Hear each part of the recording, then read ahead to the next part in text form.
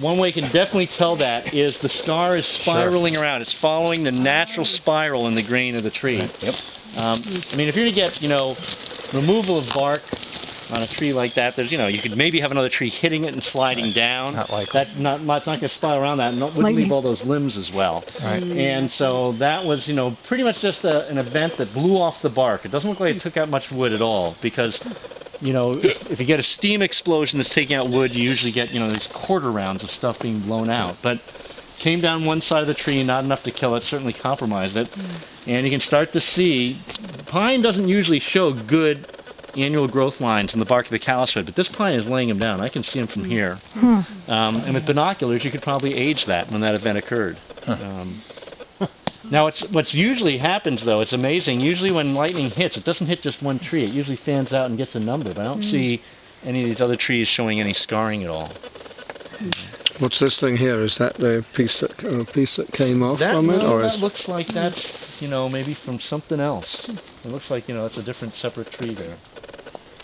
Now, I should mention, spiraling in trees is a trait that has both a genetic determination and an environmental determination. So all trees genetically have some determination to spiral, some more than others. So like you'll get some pine that will be more spiraled than others just naturally by their genetics.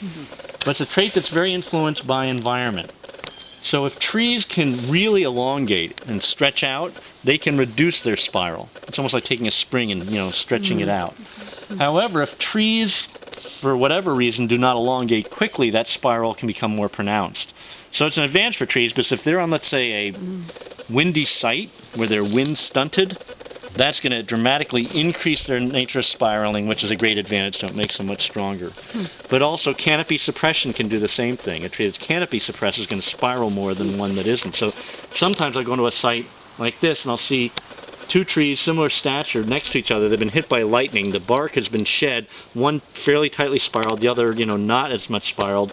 And the one that's tightly spiraled is probably a much, much older tree that had been canopy suppressed for a long time. The other one probably came up into a gap.